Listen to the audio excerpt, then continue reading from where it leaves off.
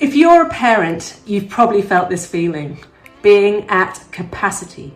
Not burnout because you're disconnected, and not overwhelmed because you don't appreciate your kids, but at capacity because you're one human doing the work for several. And so often layered on top of that capacity is guilt, the constant hum of it. Am I spending enough time? Am I being enough? Am I giving enough?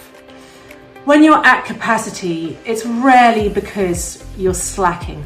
It's usually because you're already trying to do everything really, really well. You're already performing tasks at an optimal level and parenting, earning, holding emotional space, making decisions, keeping things moving. As a single mom of 4, doing it all of the time whilst trying to run a business and care for my daughter's additional needs, I absolutely struggle with this.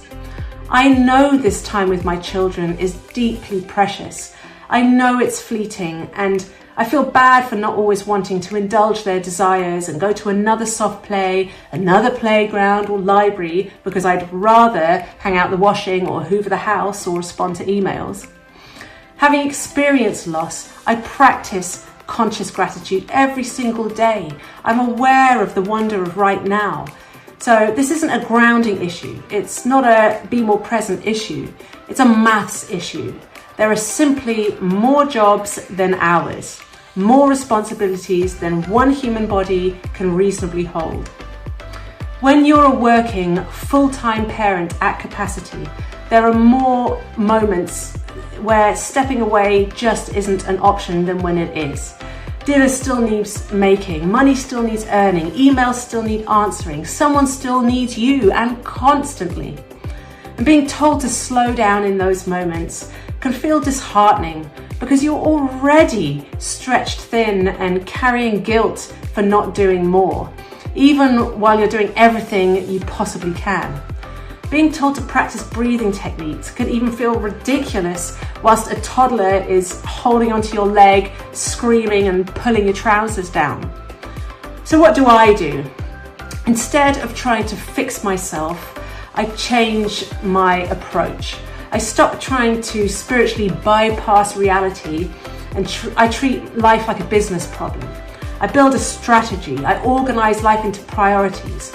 What absolutely cannot wait. Not what feels loud or urgent, but what genuinely must be done today. What can wait until tomorrow? Even if it makes me uncomfortable, even if it kind of pokes at that guilt. And most importantly, what will help me feel more relaxed once it's done? Because sometimes that task that frees your nervous system matters more than the task that looks most productive. Being a present mother doesn't mean doing more. It doesn't mean perfect days or constant attention or curated memories. Loving your children, feeding your children, hugging your children, finding those stolen moments to soak in the wonder of right now, even if it's only 60 seconds long. That is enough. You don't need to visit every museum in London to make this chapter of life meaningful.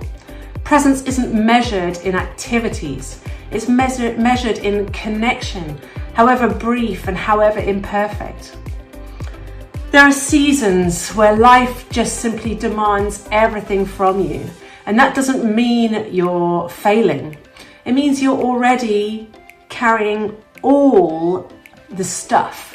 So if today is about strategy and survival and getting through what simply cannot be postponed, that is still love in action, and that still counts.